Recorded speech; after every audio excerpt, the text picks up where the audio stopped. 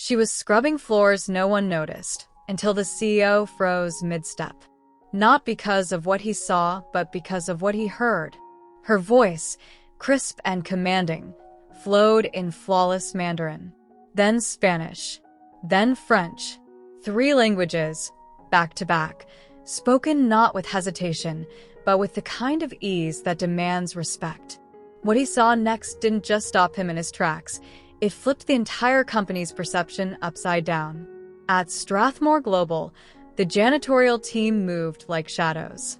Not out of neglect, just the way things were. They came and went quietly, after hours, pushing bins, wiping down glass, emptying trash, without interrupting the flow of corporate life. Most employees barely looked up. Not because they were cruel, just conditioned. That Monday morning in downtown Fort Worth, the marble lobby echoed with the usual chaos, heels clicking, coffee being clutched like lifelines, and the low hum of deals and deadlines buzzing through the air. Thomas Everett, CEO of the company, was making his usual brisk walk from the garage to the top-floor suite when something stopped him. A voice. Not loud, not demanding, but distinct, confident, fluid, unmistakably Mandarin. His feet paused mid-step. Not because the language surprised him, but because of who was speaking it. He turned, scanning the lobby for one of their bilingual reps or perhaps a visiting client. But then he saw her. A woman in a burgundy uniform, janitor's badge clipped to her chest. Her hair in short twists, neatly pulled back. She stood near the interactive lobby directory, mid-conversation with an older Asian man who looked equally lost and grateful. Her hands moved gently as she pointed to the elevators, guiding him with warmth and precision. Thomas squinted. He recognized her. Passed her a dozen times in the halls after late meetings. Always quiet. Always respectful. Head down. He didn't even know her name. But now, hearing her speak Mandarin so naturally, he couldn't look away. He slowly approached. Before he reached them, she had already transitioned seamlessly, this time into Spanish, addressing a delivery guy fumbling with a clipboard. Sí, señor, puede dejarlo aquí. Gracias, she said kindly, and he nodded, slightly stunned. Then, turning without pause, she greeted a vendor who was staring at a stack of boxes, clearly misplaced. Se modally vie dans la salle à gauche, she offered in gentle French, pointing in the right direction with a small, knowing smile. Kindly do us a quick favor. Please hit that like and subscribe button if you are touched by this story. Your support keeps us creating and sharing more powerful stories as this one. Thank you. Now, let's get back to our story. Everett's jaw tightened, not out of annoyance, but something heavier. Something personal. A sting of guilt. How had he missed this? How had everyone missed her? He'd spent over 20 years navigating global logistics, launching offices overseas, managing cross-border teams, hiring interpreters, even designing cultural training programs from scratch. He'd seen talent in boardrooms from Berlin to Sao Paulo. Yet here, right under his nose, mopping floors just 2 stories down, was the most multilingual person he'd met in years, and she wasn't in any executive meeting. She was cleaning the restrooms. He took a step closer, like a more curious man unraveling a quiet mystery. Excuse me? She turned around, clearly caught off guard but steady. Yes, sir? A faint smile tugged at his lips. That was Mandarin, right? Yes, sir. You speak it fluently? I do. And Spanish. French, too. He tilted his head, intrigued. Anything else? She nodded without flinching. Portuguese, German, Arabic, Italian, Swahili, and I read Latin, but I wouldn't really count that. He blinked, stunned. Wait, you're saying you speak 9 languages? Yes, sir. There was no bragging in her voice. No smugness. Just quiet certainty. Like she'd said she knew how to make coffee. Nothing more. Nothing less. He looked at her, really looked at her, this woman who drifted through his building like background noise, suddenly standing before him like an undiscovered treasure. "What's your name?" he asked. "Maya Thompson." "Miss Thompson, do you have a few minutes?" She raised a brow, unsure. "Right now?" "Yes." "I'd like to speak with you in my office."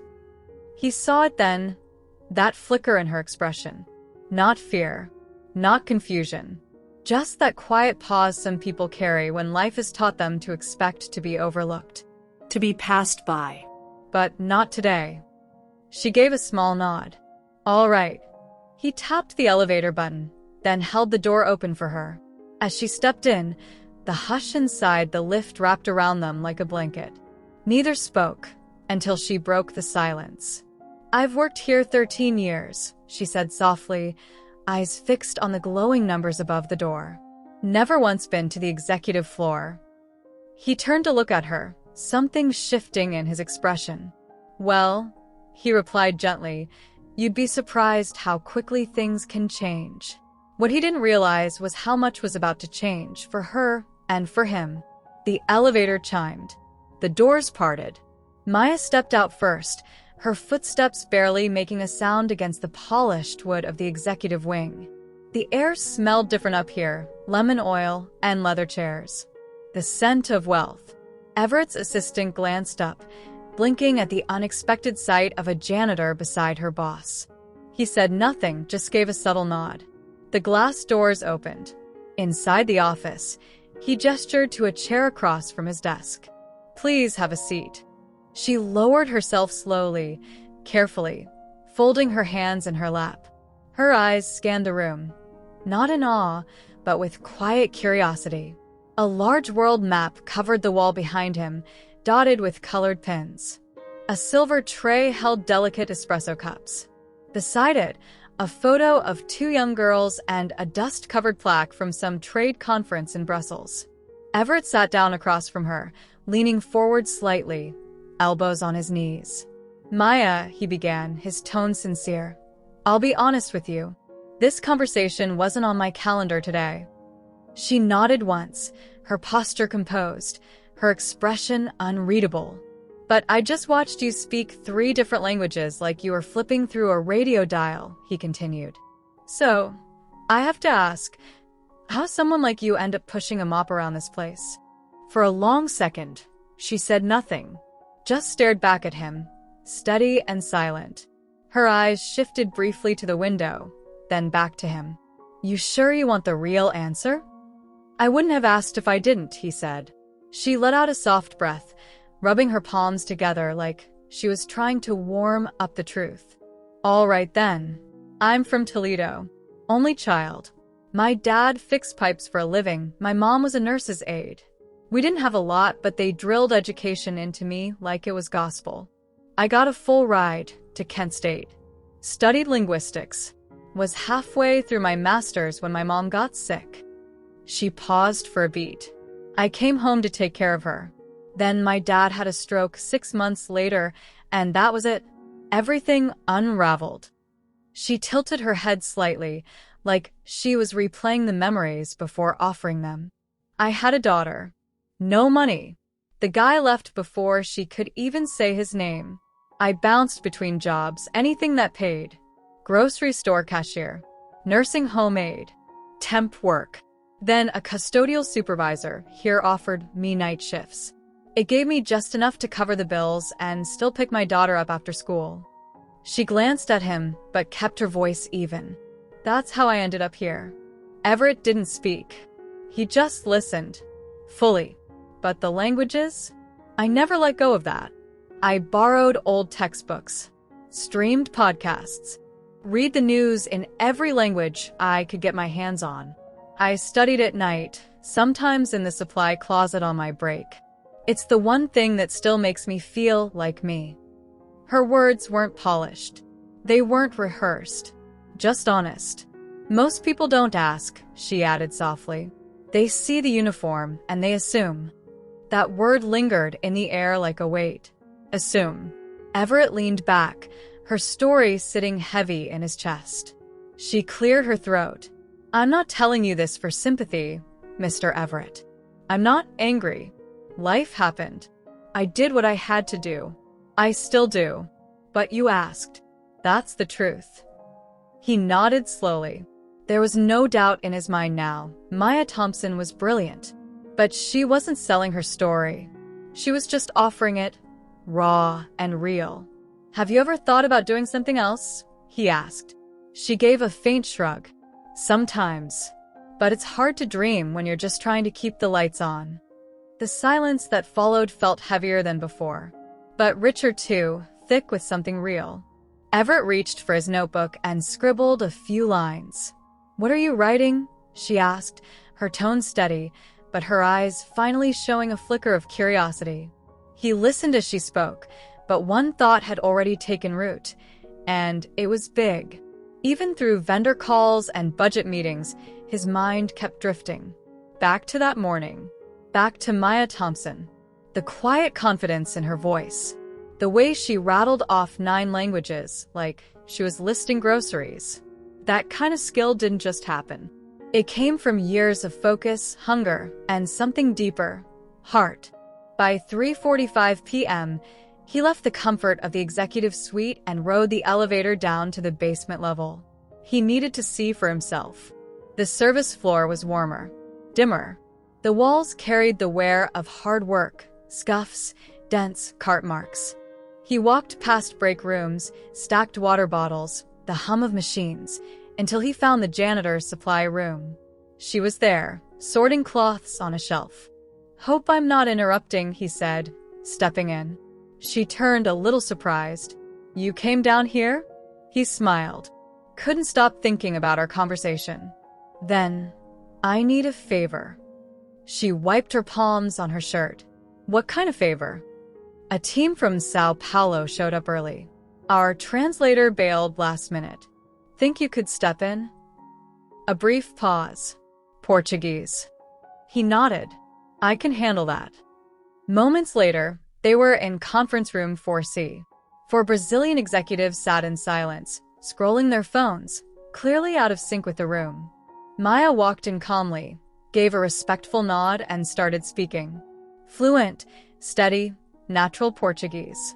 Within seconds, the atmosphere shifted. Backs straightened. Heads lifted. And Everett saw it. Respect unfolding in real time. She wasn't just translating. She was connecting people, making them feel comfortable, understood, seen. When one of the Brazilian executives made a joke in Portuguese, Maya didn't just laugh politely. She fired back with a clever line of her own, and the room burst into easy laughter. Everett didn't know what they were saying, but he understood what he was witnessing: rapport. Real, human connection. 20 minutes later, the meeting wrapped. As chairs scraped and goodbyes were exchanged, one of the execs turned to Everett and said in clear English, "She's the best we've worked with this year. Where did you find her?" Everett glanced at Maya, who was already quietly collecting empty coffee cups. "Right here," he replied. Back in the hallway, he caught up to her. "You ever do this professionally?" "Translation, I mean." She shook her head. "Not really. Just help people here and there, hospitals, government offices, wherever I could." "No certificate," she added. "Never had the time. My daughter came first." He nodded. "And where is she now?" "She's 26, Maya said with a soft smile. "Nurse. Lives in Tempe. Paid her way through school. Stubborn, like her mama." They both smiled, and in that moment, it didn't feel like a CEO and a janitor. Just 2 people. Talking. Sharing a breath of real life. They took the elevator back down to the service level. Maya clocked back in, wiped her hands, and headed off to finish her rounds, 2 more floors before shift change. But just before she left, she turned and said quietly, "I didn't really do anything special today." Everett looked at her, eyebrows lifted. "Well, that's not how it looked from where I stood." She gave him a faint smile, then walked away. That night, he didn't head home right away. He just sat in his car, parked outside the building, thinking about everything. The pressure to keep the company growing. The never-ending pitch decks. The quarterly talks about equity and inclusion. And all this time, they'd been searching, casting nets across continents for talent, for brilliance, for something new.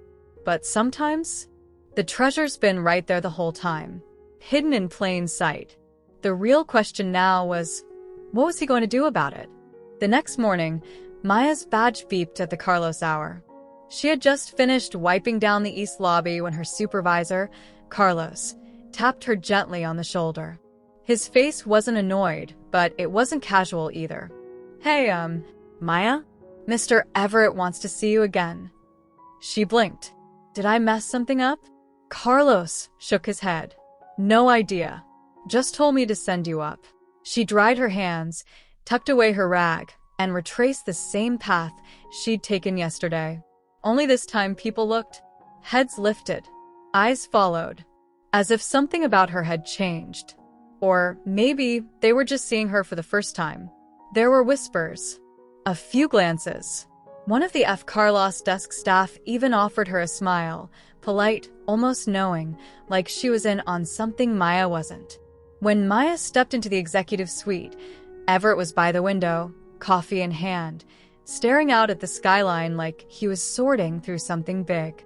Come in, he said without turning. She stood near the door, quiet, until he finally faced her and set his mug down. I've been doing a lot of thinking, he began, about how much talent slips through the cracks. Not because it's not there, but because no one bothers to notice. She didn't respond. Compliments came easy. Change didn't. I want to open a new role, he said. Something that doesn't exist here yet, but should have a long time ago. Her brows pulled together slightly. What kind of role? Cultural liaison. International affairs. Someone who understands people, languages, nuance. Someone who can step into any room, client meetings, vendor calls, overseas teams, and actually connect the dots. She opened her mouth, but nothing came out. You're more qualified than most of the execs upstairs, he said. And you've already shown you've got the grace, the clarity, and the intelligence for it. She studied him. Her eyes sharpened. You're serious? As serious as it gets. I don't have a degree, she said. You've got more than that, he replied. You've got real-world skill, lived experience, and fluency in 9 languages. I'm not looking for a resume. I'm looking for you. She shifted her weight, still unsure. Why me? He didn't flinch. Because I saw you solve 3 problems in 3 different languages, before most people had their first cup of coffee. Then his voice lowered. And because I'm done walking past people like you. People who carry the weight and never get the credit. Maya folded her arms. You know people are going to talk. I'm not worried, Everett replied without flinching. She held his gaze for a moment, then exhaled slowly. I've never worked in an office. Never had a title. You'll pick it up quick. I don't even own clothes for this kind of thing. I'll have HR arrange a clothing allowance, he said. That made her chuckle under her breath. Guess you thought this through, huh? I'm trying, he said quietly. A pause settled between them, thick, thoughtful. Then she asked almost in a whisper, what about my shift downstairs? Who takes over? Everett smiled. We'll hire someone, but no one's replacing you. The silence returned, deeper now. She glanced down at her hands, then back up. You're sure this isn't charity? He shook his head. It's something that should have happened a long time ago. She bit her lip. Her eyes shimmered, but she blinked it away before anything fell. Okay, she said, steady now. Let's see what I can do. He extended his hand. She took it. And in that moment, it wasn't just a handshake. It was a quiet shift in history. What neither of them saw coming was how fast the building would start buzzing. By midweek, the news had already spread, faster than any company memo. Maya Thompson, the night janitor, now in a corporate office. No one knew the full story, just fragments. She spoke a bunch of languages. The CEO picked her personally. Maybe she had a classified past. Maybe she was ex-military or undercover. Speculation spilled from break rooms to boardrooms. Some were impressed. A few smiled and said, about time. But not all the reactions were kind. In the staff lounge, two marketing assistants leaned in close over their lunch trays. "I mean, I've got a master's in international business," one whispered. "Been here 2 years, still waiting for a promotion. Wasn't she cleaning bathrooms like last week?" Her friend shrugged. "Maybe she knows something we don't." The other rolled her eyes. Please. "This is just Everett playing the diversity card. It's for show." That tension? It didn't stay in the lounge. It leaked into meetings, quiet side chats, and Slack threads dressed as professionalism. Confusion mixed with envy. People weren't used to someone skipping rungs on the ladder, especially not someone from the basement. Maya felt it the moment she walked into her new office on the 12th floor. It wasn't flashy. A desk, A chair. a plant in the corner, a computer she hadn't powered on yet. Still, to her, it felt like stepping onto foreign soil. When HR finished her onboarding, she asked to keep her janitor's uniform. Not to wear, Just to keep. as a reminder. That afternoon, she had her first meeting with Raymond, head of international operations. He walked in tight-lipped, holding a clipboard. No handshake. Didn't sit. "So you're the new liaison," he said, like the words tasted sour. Maya looked up calm. "That's the rumor." "You ever worked in corporate before?" "Only from the outside window," she said with a slight smile. He didn't return it. "I've got reports from Milan, legal docs from Dubai, and a vendor disaster in Sao Paulo. You ready for that?" She stood. "Give me a few hours to go through them. I'll handle it." He set the folder down harder than necessary and walked out without a word. That evening, Everett stopped by her office. "How was day one?" She leaned back, let out a breath. "I've had worse." He grinned. "Raymond gave you attitude?" He tried. "I figured." She hesitated, then looked at him. "Can I ask something?" "Anything." "Why now? Why me? You could have handed me a check and gone back to your meetings." He leaned casually against the doorway. "Because I saw a version of myself in you." Her eyebrow lifted. "You were a janitor?" "No," he said, a small smile tugging at his lip. "But I know what it's like to be underestimated. I grew up with nothing. My dad fixed cars in a town nobody could find on a map. I juggled 3 jobs through college. Most people didn't think I belonged in rooms like this either." She nodded, slowly. "And now you're the one holding the door." "Exactly." They stood in that quiet for a moment. Maya glanced down at the file in F. Carlostover. "I'll be honest. I'm nervous." "Good," he said. "Means it matters to you." She looked back up. "Some people are going to hate this. They'll either deal with it or get left behind. Either way, we're not stopping." He stood tall then, no longer leaning. "You've got a real story, Maya. And now you've got a seat at the table to tell it." He turned and walked out, letting the door shut softly behind him. She stayed there for a moment, looking around at the office that didn't feel real yet. Her mind drifted. Lunch breaks spent crying in bathroom stalls, nights she limped home with burning feet and a microwave dinner, the birthdays she missed, the jobs she was passed over for by people who never learned her name. She opened the drawer, took the old janitor badge, and placed it inside. Not to erase the past, but to honor it.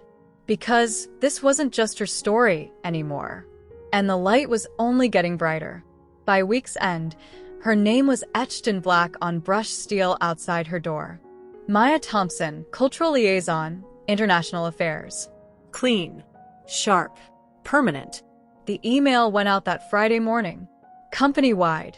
From Everett himself. Straightforward. Confident. No fluff. He laid out her new role, her story, and most importantly, her value. It wasn't framed as charity or symbolism. He called it what it was, the right hire. Full stop. But that didn't stop the whispers. Some managers mumbled their doubts in passing. A few kept their distance. But the ones paying attention, they started to see it. Maya didn't just speak languages, she bridged gaps. She caught translation errors in contracts that had quietly drained profits for years. She handled foreign clients with more finesse than any software or sales script. And she never made a show of it. She just delivered, calm, precise, better than anyone expected. That Monday, she was invited to join a high-stakes meeting with the Moroccan delegation. Talks had been stalled for months. Misunderstandings, missed cues, and rising tension. Maya walked in wearing a simple beige blazer, took a seat at the table, and opened the meeting in flawless Moroccan Arabic. The air shifted instantly. People leaned forward, eyebrows lifted. The walls of formality softened. Because when someone speaks your language, it's not just communication, it's recognition. Afterward, one of the Moroccan delegates pulled her aside, hand to his chest. A quiet gesture of thanks. "No one's ever done that," he said softly. "Not in our language.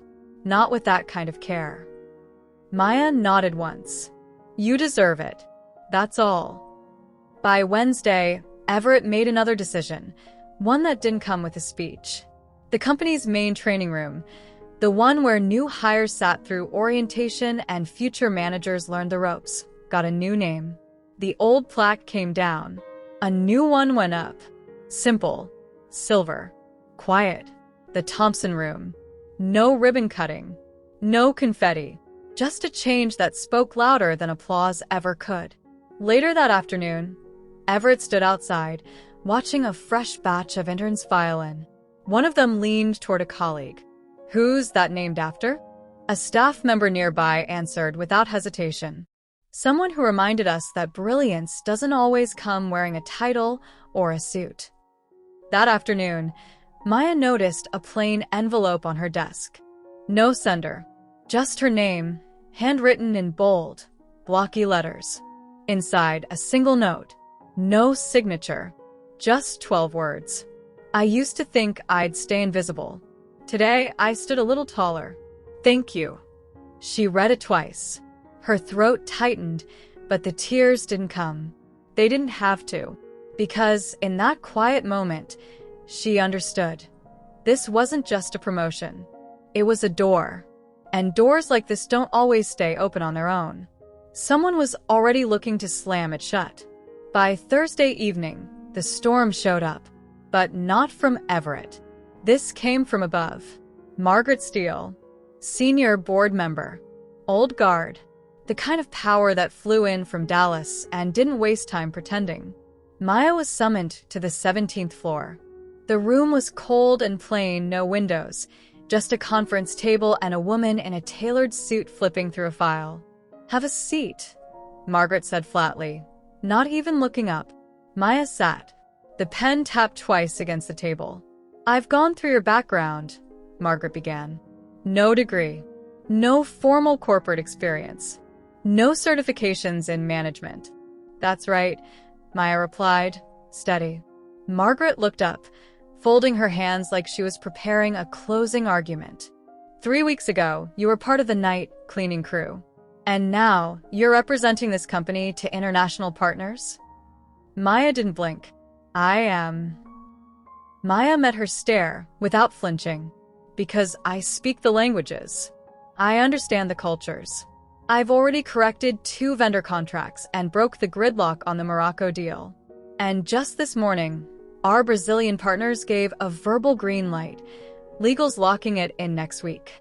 Margaret pressed her lips into a thin line. "So, you think we should run this company on instinct and charm?" Maya gave a faint smile. "No, ma'am. I think it should be run on outcomes." For the first time, Margaret paused.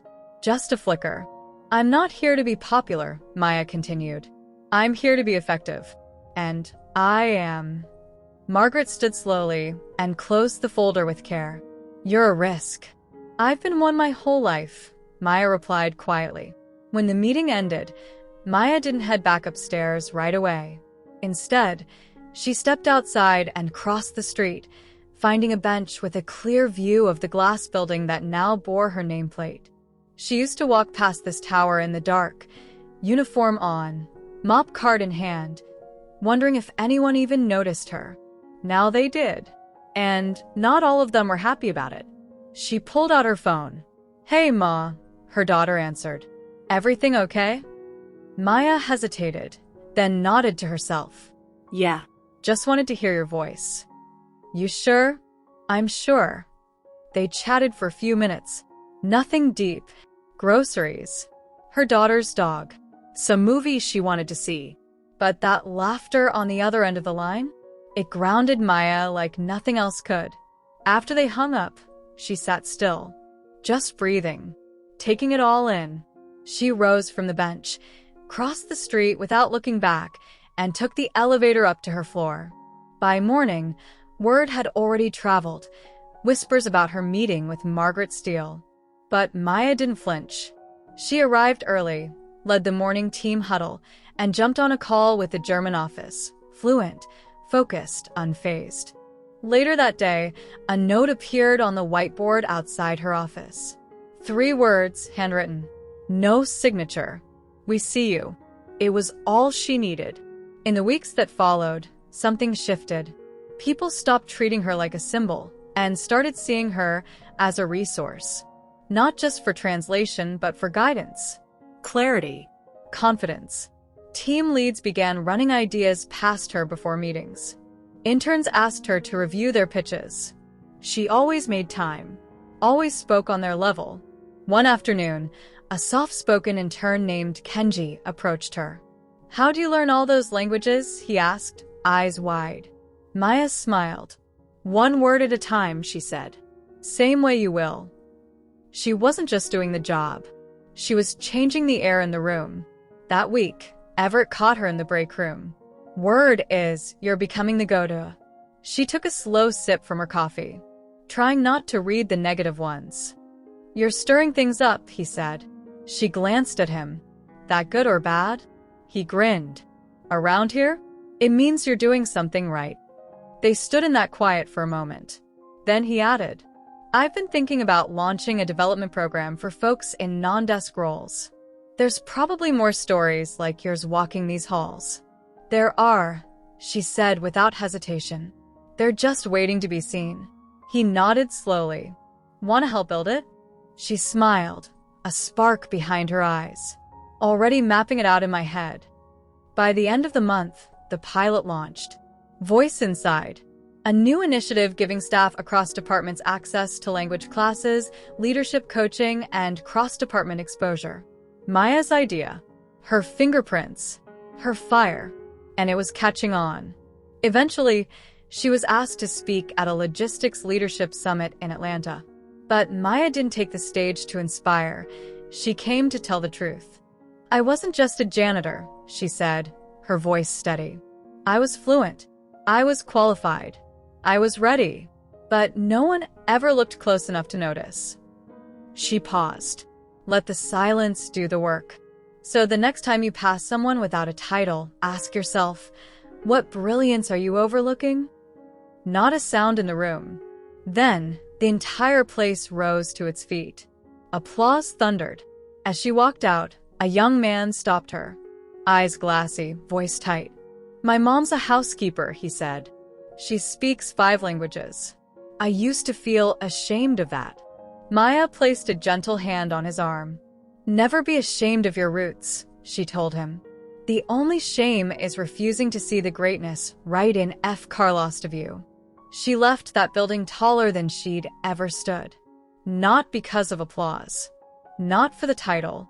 But because she never had to become someone else to be taken seriously. She brought her whole story into the room, and that changed everything. So the next time you judge someone by what they wear, where they work, or the paper on their resume, remember this. Talent doesn't ask for permission. Intelligence doesn't always wear a suit.